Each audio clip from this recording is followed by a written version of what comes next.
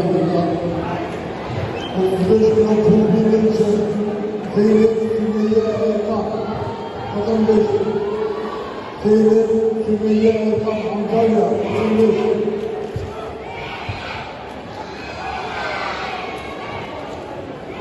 Genel Kırmızı, Ekonomik Dayanışma Gençlik Spor Kulübü, Toprak Ana Fidan, Hilal Spor Kulübü, Aysun Orhan, Ada Karate Spor Kulübü, Medeni Gülen Sarı, Ahmet Karahisar Şampiyonlar Spor Kulübü, Altınoğlu Tatamiye,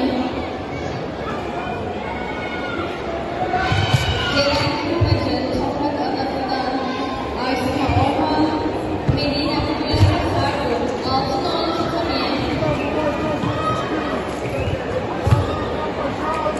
Zeynel Karagöz Ankara, Zeynel Karagöz Ankara, 9 numaralı tatamiye lütfen.